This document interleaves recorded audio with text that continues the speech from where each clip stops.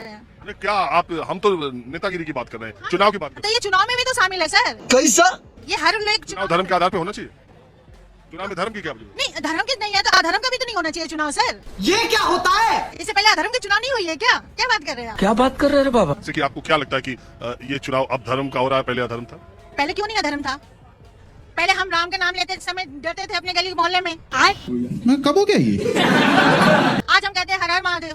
कौन डरता था राम? अरे बहुत जगह हुआ सर, क्या बात कर रहे हैं आप? यूपी से लेके बिहार से लेके दिल्ली तक ही देखिए ना। कंट्रोल।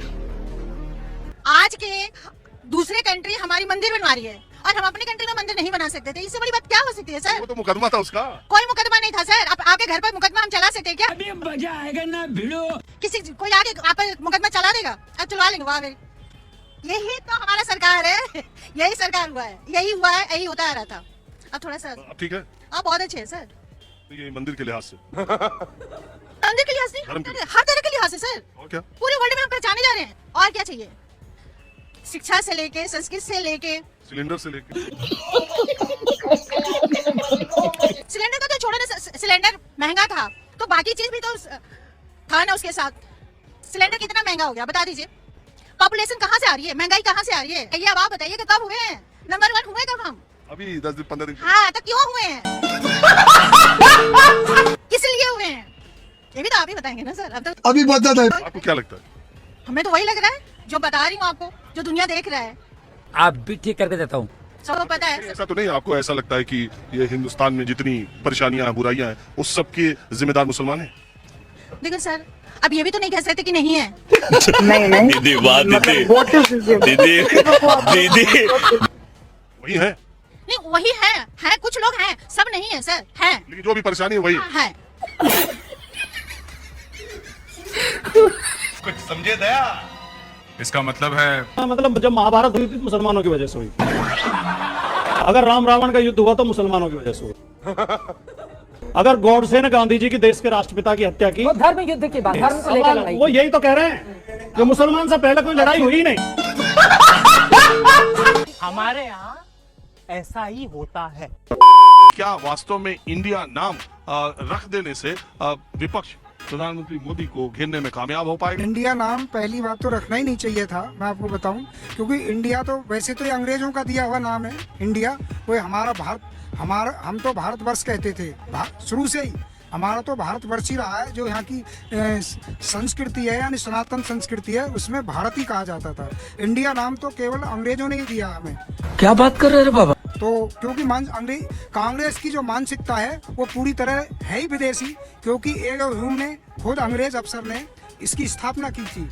तो उनकी मानसिकता ही जो है विदेशी है, कांग्रेस की तो विदेशी रहेगी। अभी बता दे भाई, अभी बता दे। कांग्रेस ने आजादी दिलाई, जिस कांग्रेस में सरदार पटेल भी थे, और इन सब के बारे में भी आपकी यही मान्यता है? नहीं, सरदार देखो ऐसा है, कुछ अच्छे भी होते हैं, कुछ वैसे भी होते हैं, जिसे कहते हैं ना एक तरह का जो है तुष्टीकरण वाला। तो जो सरदार पटेल थे वो बिल्कुल मजा आएगा ना भिड़ो। एक की नहीं, भारत को आजादी दिलाने में जिस कांग्रेस का साथ था उसको भी आप इसी तरह मानते? नहीं, हम सबको नहीं मानते। हम जिन्होंने आजादी दी है, ये सरदार पटेल ने काफी अच्छा काम किया। ये जो राष्ट्रपति अभी रहती हैं, जिस आवास में गृह मंत्री जहाँ बैठते हैं, वित्त मंत्री जहाँ बैठते हैं, विदेश मंत्री जहाँ बैठते हैं, ये सारी बिल्डिंग अंग्रेजों ने बनाई है। जी जी तुम करो। बिल्कुल बनाई है। जब हम गुलामी की दास्तां में जकड़े हुए थे तो वही बनाते भाई, उन्होंने बनाई है, इसमें तो कोई संदेह है नहीं। परंतु जब वो हमारे टैक्स का पैसा जब लूट के ले गए तो इतना भी काम नहीं करते भाई। 10% लगाया और 90% को लूट के। एक बात मानिए कि अगर ये एक मिनट, अगर आप एक बात मानिए, अगर ये इंडिया नाम विपक्ष नहीं रखता अपने गठबंधन का, तब भी आपको इंडिया नाम से इतना ही एतराज था? नहीं, इतना शुरू से ही है। मैं तो सही बताऊं, इंडिया होना ही नहीं चाहिए, नाम इसका भारत होना चाहिए। पहले से ही ये था या इनके रख लेने से ज्यादा आपका मिजाज खराब? मिजाज खराब मेरा शुरू से ही है, क्योंकि इंडिया होना ही नहीं चाहिए, भारत ही होना चाहिए। मार गए उपाजी, मार गए जी। मैंने ऐसे लोगों को देखा है कि पिछवाड़ा फटा है, कच्चे में टाके लगे हैं। मोदी मोदी।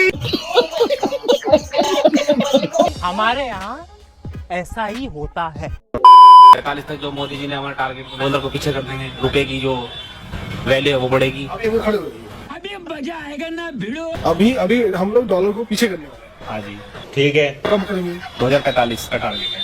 2045। जी। लेकिन मोदी जी 2047 में कह रहे हैं कि डिस्कवर करेंगे। 45 या 47? मेरे तो 45 का पता है। 45। समझ गया। तो 2045 तक जो डॉलर है वो कमजोर हो जाएगा और रुपया मजबूत हो जाएगा। कैसे? हमको नहीं पता। ये तो नहीं पता, लेकिन मोदी जी हमको भरोसा दिलाए हैं। मैंने कहा कि हम डॉलर को पीछे कर देंगे। अभी डॉलर का क्या रेट? आई थिंक 80 रुपए है शायद। ऐसा नहीं हो सकता। आप वो निकालिए। देखिए कितना है? 85। 85.0 कितना? 86 रुपए। मुझे क्रेडिट नहीं चाहिए। 86 रुपये बोला। आप बताइए हम हो पाएगा?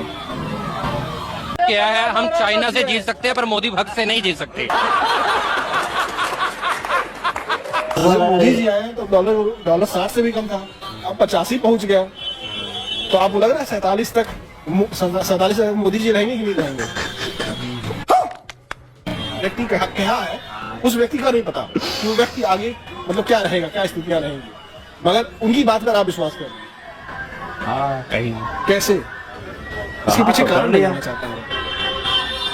इसका एक के इलाज है, हरिहर बांस ले आओ काट के, हरिहर का बांस आप बीन तब तक तूरो जब तक थक न जाओ। अगर 2047 तक आप देश को बदल सकते हैं तो उसके हिसाब से 2025 का आपने गोल सेट किया। क्यों? आप 25 में क्या चेंजिंग लाइएगा, 47 तक ना आप रहेंगे, इतना ही राजतंत्र नहीं है। ये सबसे बड़ा बेवकूफ बनाने का तरीका है। जब आप 2015 में रहेंगे तो कहिएगा 2022 में किसानों की इनकम दोगुनी कर देंगे। हो गया दोगुना? आत्महत्या रेट भले बढ़ा होगा, नहीं बढ़ेगा। ये सबसे बड़ा बेवकूफी है ये चीजें।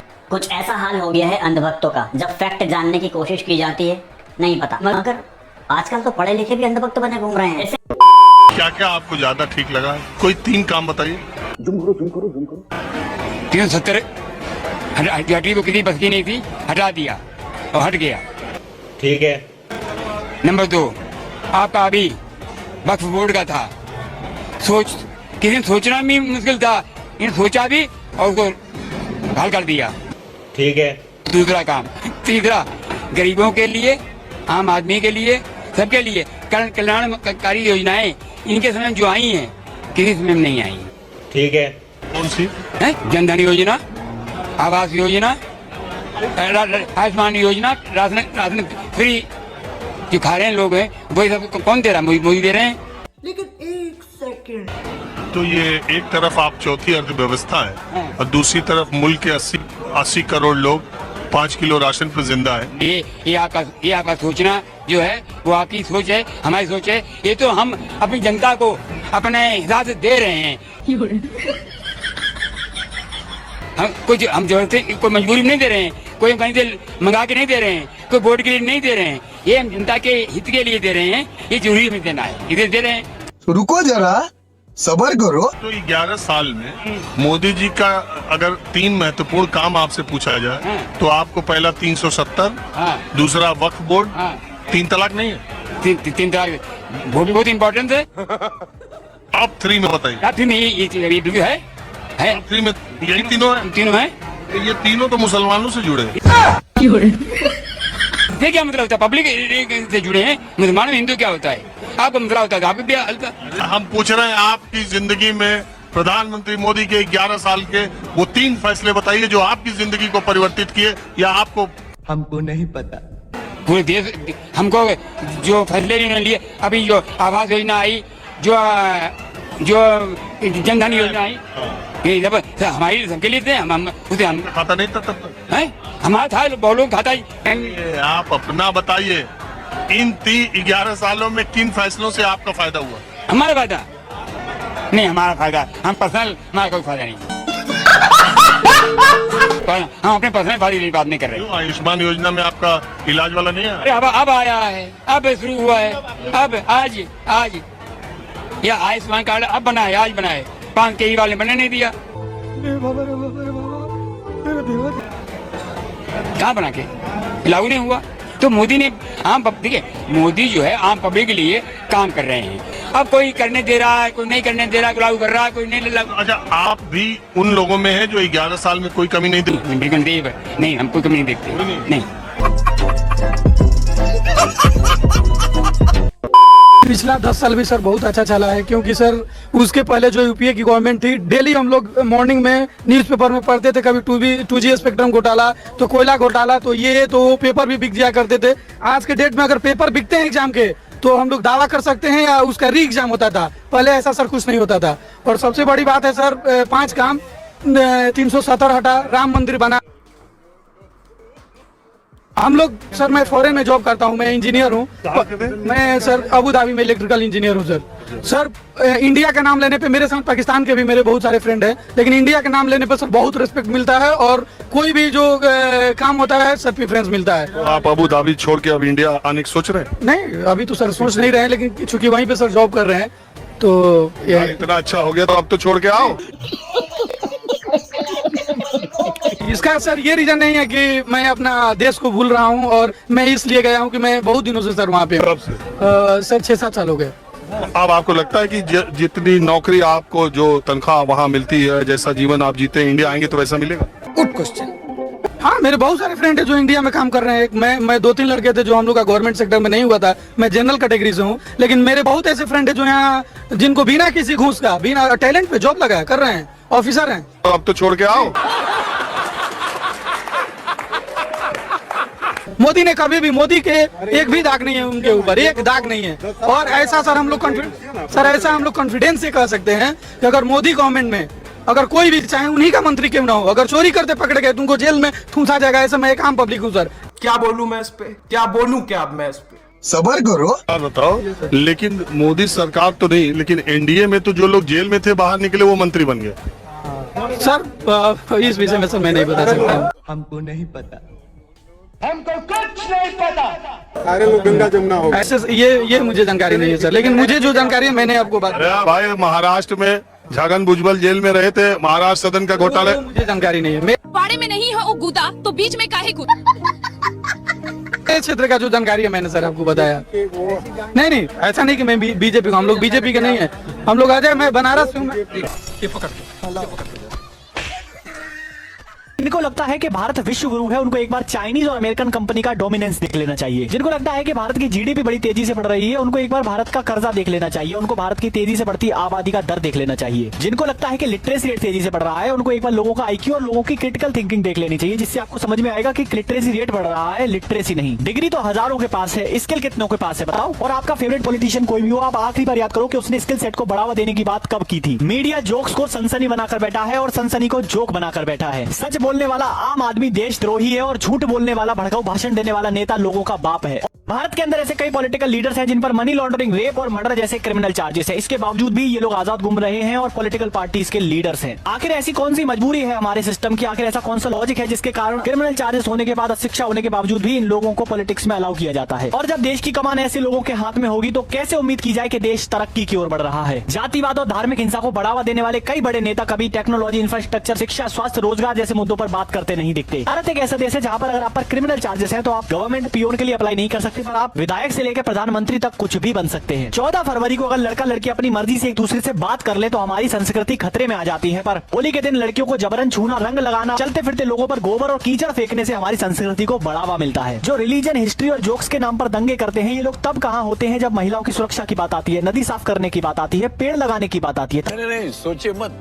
हमारे यहाँ ऐसा ही होता है। आपका नाम क्या है? My name is Jitendra Lodhi. आप क्वेश्चन पूछ रहे हो तो मुझे अच्छा लगा। आप क्या कर रहे हो? मैं ग्रेजुएट हो चुका हूँ, कॉम्पिटिशन एग्जाम की तैयारी कर रहा हूँ। ठीक है। कहाँ पर? दिल्ली में। किस कंपटीशन? जैसे ग्रुप डी के एग्जाम निकले हैं, अभी वैकेंसी आई है, पेपर होने वाला है, इस हफ्ते में हो जाएगा। समझ गया। कब ग्रेजुएट हुए थे? मैं ग्रेजुएट हो गया था 5-8 साल हो गए। 10 साल हो गए समझ लीजिए। ग्रेजुएट तो हो गया, मैं कॉम्पिटिशन की तैयारी कर रहा था, पेपर है मेरा। ग्रेजुएट कब हुए थे, किस सन में? अब आज से 10 साल पहले। उस सन क्या था? सन था 2016। 1 सेकंड। 2016 2013 रुको जरा। 13 में बैग आ गई थी, 16 में पास आउट हो गया था। यही मिलते हैं या हम ही को मिलते हैं यार? जन्म पत्री जन्म कब पैदा हुए थे? 1992 में। कितने साल के हो गए? मैं हो गया 33 साल का। 33 साल का। अब बताओ, 33 साल में आप ग्रेजुएशन करने के बाद फिर अभी तैयारी ही कर रहे हो? हाँ, तैयारी कर रहा हूँ। अभी मजा आएगा ना भिड़ो। क्या बोलना चाह रहे हो, किस विषय पर बोलना? जैसे आप रिपोर्टिंग करते हो, लोगों से राय लेते हो, तो वही मैं सोच रहा था कि आप रिपोर्टर हो तो मेरे से कोई क्वेश्चन पूछ रहे हो तो तुम्हें खुशी हुई आपसे बात करने में, और कोई दिक्कत वो बात नहीं है। तो क्या पूछूं, बताओ। कुछ भी पूछ सकते हो कि क्या चल रहा है देश में, ऐसे पूछ लिया। तो बताओ क्या माहौल है देश का? देश का माहौल ऐसा है, अभी मोदी बिहार में चुनाव है, मेन मुद्दा ये बिहार में चुनाव है। तो बिहार में कौन सी पार्टी जीतेगी इस बारे में पूछते तो मैं बता देता कि I support Narendra Modi, I support BJP. वैसे हमको लग गया। हाँ, वैसे नेक टू नेक मुकाबला है। वैसे उनकी रीजनल पार्टियां भी हैं जो काफी अच्छी स्ट्रॉन्ग पार्टियां हैं, जैसे कांग्रेस हो गई, आरजेडी हो गई है, नीतीश कुमार की पार्टी हो गई, एनडीए। बीजेपी को सपोर्ट और नरेंद्र मोदी जी को समर्थन आपको किस वजह से? क्योंकि एक तो मैं हिंदू हूँ। हमको शुरू से ही आपकी बातचीत और ज्ञान के उससे लग रहा था कि आप यहाँ आएंगे। तो बिहार के चुनाव के बारे में आपकी क्या राय है? आपको यहाँ से बिहार का चुनाव कैसा दिख रहा है? बिहार का चुनाव ऐसा लग रहा है कांटे की टक्कर बोलते हैं हिंदी वर्ड में, ऐसा बोलना वर्डिंग दे रहा हूँ। ये वर्डिंग किसी को अच्छी लगे, कांटे की टक्कर है। जैसे कि आया हुआ SIR का मुद्दा जो मतदाता पहचान वाला है, वो जान रहे हो आप? आप जान रहे हैं कि वोटर लिस्ट से नाम कटाए जा रहे हैं, डाले जा रहे हैं, ये बात आ रही है साहब? क्या बात कर रहे हैं बाबा? अरे हाँ, ये हो सकता है ये, लेकिन ये उनके हाथ में, जैसे कि मेरे रिश्तेदार को आगे घर पे बोलने हमें भी वोटर लिस्ट में डाल दिए नाम। हाँ, ये उनका पर्सनल मैटर है, हमारा कोई लेना देना नहीं इस चीज से, लेकिन ये मुद्दा आ रहा है सामने।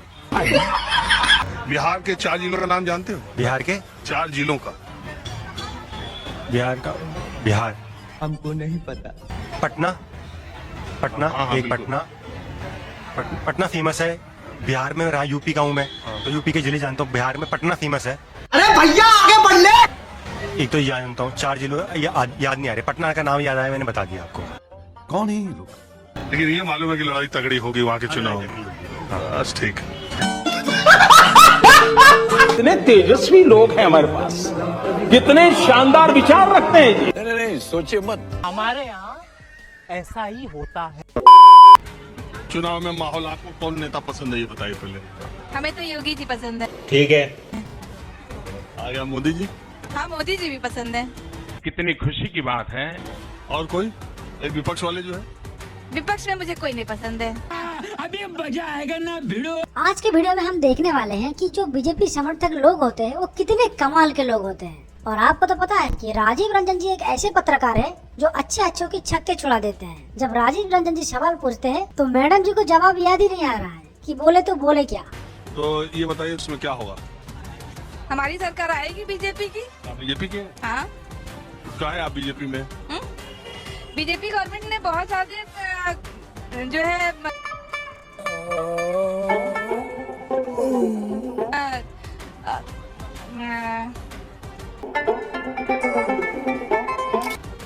बहुत ज्यादा विकास किया है बीजेपी गवर्नमेंट ने। क्या किया? हमारी देखिए राम जन्मभूमि के बेस पर लोग बार बार चुनाव लड़ते हैं और उसको मुद्दा बना के बार बार लड़ाई करते हैं। और हमारी गवर्नमेंट जब बीजेपी आई है तो उसने राम जन्मभूमि को ये चुनाव का मुद्दा ना बना करके उसको उसने एग्री करके उसको स्टे दिया कि हाँ कोर्ट का फैसला है, इसमें पार्टी क्या करेगी? पार्टी भी उसमें शामिल रहती है। लेकिन एक सेकंड, तब इसी तरह कोर्ट का फैसला राहुल गांधी में आया है, तब कहे कि पार्टी भी शामिल है। हाँ? दीदी वाह दीदी। नहीं दीदी वाह दीदी। नहीं उसमें नहीं है। भाजपा निर्माण तो करा रही मंदिर का ना। अरे भाई फैसला आया उसके बाद ना। ठीक है, अब कोर्ट का फैसला है, उसमें कहाँ से कोर्ट का फैसला में पार्टी कहाँ से? कोर्ट का फैसला अब तक क्यों नहीं आया? अगर वो शासन ने, सरकार ने परसों नहीं किया था तो फैसला क्या किया? कोर्ट का अगर फैसला आया है, भाजपा भव्य मंदिर निर्माण करा रही भगवान राम का। इस मामले में कोर्ट है तो उसमें पार्टी में क्रेडिट और राहुल गांधी में कोर्ट को क्रेडिट। हिपोक्रेसी की भी सीमा होती है। हमारे यहाँ ऐसा ही होता है। आप है कट्टर हिंदू। ठीक है। खिलाफ काम करेगा। किसके खिलाफ? ये गौवंश के खिलाफ काम करेगा। या ये जो गाय जो चल रही है खेतों में, उसका क्या कीजिए? इसकी गारंटी मैं नहीं दे सकता। के लिए बाबा आपकी प्रावधान कर दिए हैं। क्या किए हैं? ये लागू कर देंगे, पूरे सांड जितने हैं इनको भी सुरक्षित करेंगे। अच्छा, लेकिन एक अच्छा सुनिए, मैं मछली खाता हूँ, सुनिए ना, मैं निषाद हूँ, मैं मछली खाता हूँ। कल कोई मुख्यमंत्री आए कहे कि मछली हमारे फूफा है, खाना पाप है, तो मछली का तो रोजगार गया। नहीं, मछली को रोजगार नहीं जाएगा। तो कौन, अच्छा कहाँ लिखा है कि गाय हमारी माता है? गाय मेरी माता है, मेरी हिंदू। अरे कहाँ आप माता है तो आप घर में रखो, हमें थोड़ी मना करो कि रख रहे हैं अपने घर में। मैं सुनो, मैं गाय पालता हूँ, मैं गाय बेचूं उससे। हिंदू समाज, अरे हिंदू का ठेकेदार, ये कहाँ फंस गया भाई मैं? हिंदू ठेकेदार नहीं, हिंदू नहीं है, हिंदू के ठेकेदार नहीं, हिंदू ठेकेदार नहीं। एक मेरी बात सुनो, मैं तुम गाय पालो, मैं गाय पालता हूँ, मैं दूध निकालूंगा, बूढ़ी हो जाएगी गाय, मैं बेच दूंगा। हाँ। तो किसी का बाप पर आ जाएगा कि मैं क्या खाऊं क्या पहनूं? अरे चौखट क्यों? मैं चौखट पे अरे तुम खत्म करो, हमको मन है कि हम पैसा के लिए गाय बेच दे, तो तुम हमको मना करो। मैं नहीं बेचूंगा। अरे तुम बेच सकते हो, तुम दूसरे को मना करो। आप कुछ भी बोलो, ये नहीं सुनने वाला। पैसे के लोभी बेच रहे होंगे, पैसे के लोभी बेच रहे होंगे, हम नहीं ये देख, बात करो। एक बात बताओ, कल मछली खाना पाप हो जाए तो सारा निषाद बेरोजगार हो जाएगा। कहाँ हो रहा है? कल मुर्गा खाना पाप हो जाए तो सारा पोल्ट्री फार्म वाला बेरोजगार के लिए तो कर। अरे कहाँ लिखा है गाय माता है? हमको नहीं पता। गाय मेरी माता है। अरे गोलवाल, सुनो, सावरकर ने कहा है कि गाय एक जानवर है। गाय एक जानवर है, गाय मेरी माता है। चुप हो जाओ, चुप हो जाओ। सोचिए गाय कैसे वोट देता है और कैसे किसानों की इकोनॉमी बर्बाद हो गई है। मैं फिर कह रहा हूँ, धर्म के नाम पर अभी भी राजनीति हो रही है। सोचिए कोई मुख्यमंत्री आएगा और वो कहेगा कि मुर्गा खाना पाप है, मछली खाना पाप है, बकरा खाना पाप। हमारे यहाँ ऐसा ही होता है। ये वीडियो टोटल एंटरटेनमेंट के लिए बनाया गया है। इस वीडियो को अपने दिल पे बिल्कुल मत लेना, क्योंकि इस वीडियो में बहुत सारा कट पेस्ट किया गया है ताकि आपको ज़्यादा से ज़्यादा अच्छा लगे और आप हंसते रहो, मुस्कुराते रहो। तो इसीलिए इस वीडियो को सिर्फ एंटरटेनमेंट और मनोरंजन के लिए देखना। भारत के हर नागरिक की बात और उनकी सोच की हम सम्मान करते हैं, हर नागरिक को भी हम सम्मान करते हैं। अगर किसी वीडियो में आप दिख रहे हो और आप चाहते हो कि आप इस वीडियो में ना दिखे या आपका पार्ट हटा दिया जाए, तो डिस्क्रिप्शन में दिया गया ईमेल आईडी पर आप मुझसे कांटेक्ट करें, मैं आपका पार्ट वहां से हटा दूंगा। अगर आप चाहते हो कि आपका पार्ट ना रहे, तो उम्मीद करता हूँ आप समझ गए होंगे। और अगर वीडियो अच्छा लगे तो लाइक, शेयर एंड सब्सक्राइब जरूर करें। धन्यवाद।